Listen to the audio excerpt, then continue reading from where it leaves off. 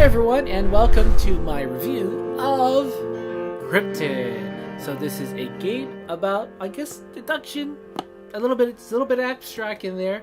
We'll see why. But let's go ahead and take a deeper dive into Cryptid. And before we move on, don't forget to hit subscribe and turn on that bell notification button to stay up to date with our videos.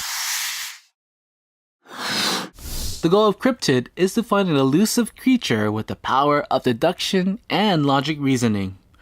The game comes with 5 booklets, which has about 100 prompts that will give a clue to deduce the cryptid's whereabouts. First, the game is set up in a specific way according to the scenario card you're given.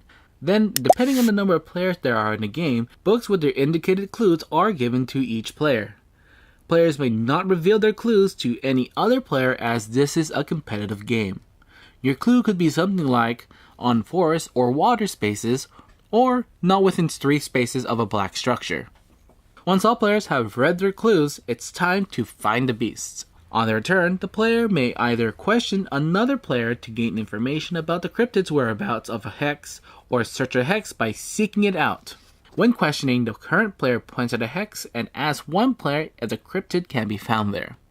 If they can, the player in question places one of their colored discs on the hex, which signifies that the hex is valid to their clue. If not, they place a cube of their color instead, which means that the hex is not valid in their clue. In addition to have placed a cube, and any time when another player places a cube, the current player will also have to place a cube anywhere that is not valid according to their clue. As information builds up with player cubes and discs, a player can search an area in hopes that their selected hex is where they can find that cryptid. First, the current player selects a hex that does not already have a cube and place one of their discs. The next player in turn order will either validate by placing a disc on their hex or a cube, which ends the current player's turn, in which they still have to place a cube. If a disc is placed, or if a disc of a player is already there, it moves to the next player so they can either put a cube or a disc. If all players place a disc on this chosen hex, that player is successful in fighting the cryptid and have won the game. Alright, so going to the presentation of the game. First of all, really cool cover art. And that's all the art in the game, yes. I mean, there's some art in the rulebook, but the game itself is just completely abstract. It's a little, spiritless, and it doesn't really carry the theme. It's just like, here's the game, and here's some art with it, kind of sort of thing. But oh well, I mean, yes, the art is grabbing for, if you just look at it this way. I mean, this is really cool. This is, of course, Kwanchai Moria, and that very well-known game artist. But anyway, moving on, about the rulebook as well. I thought it was a little fiddly about trying to explain everything else. I wish it was a bit more organized and a bit more streamlined, trying to tell the rules again. The rules are just very simple. I just wish it was written and edited just a little bit better so it's easier to read. Moving on to the gameplay of things, I think the Cryptid games are very small. They're about, I would say, 15 to 20 for a full deduction kind of style game. Deduction spatial kind of style game. That's what the game actually is. Deduction with some spatial realization and some logic puzzle kind of things in there. Not just deduction.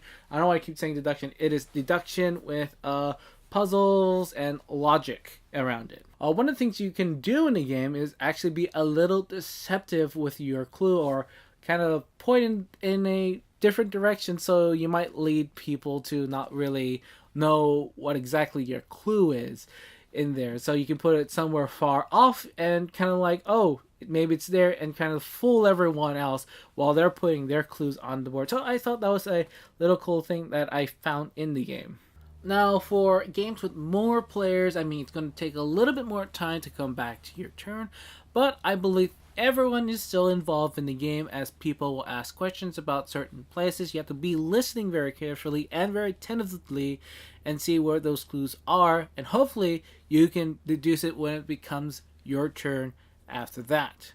So with 4 or even with 5 players, I don't think the game does keep away from being a little bogged down, since you'll be listening those for clues, and hopefully But you said your turn soon enough, and that you can answer the right area where that beast is. Now, for a game that has this cover, I think the true cryptid of the game is the game itself of where was the actual cryptid. I mean, the game is just, you're just going to find a spot where no one has any of their clues lined up in there. That's it. What did you find? That space. That's it. No beast, no Mothman, no Jersey Devil, or anything like that. So it's that is the biggest letdown. But even though that is negative for me, I think it doesn't really change how I stand with the game. I think the game is still a very good game. I just think the theme is gone. I mean, it's not there at all. One of the biggest flaws for this kind of game, and this can even lead into any game with a lot of logic puzzles or deduction kind of game, is that there will be might be human error in the game, and this happens occasionally when I have played this game. I mean, some people don't really understand some of the wording of the game, like it's one space away. What does that mean? Is that space included, or is it the space like it's after it? So that's one of the things, and it could really just bog down of trying to find exactly that location, and it's like, nope, not there, because someone's saying it's not there, and therefore it's not going to be there, because they don't realize that they're actually wrong about what part of the clue they have. So really, human error can't really destroy some of the games in this. And for my final thoughts of Cryptid, I thought it was an excellent game, even though there's no theme about it.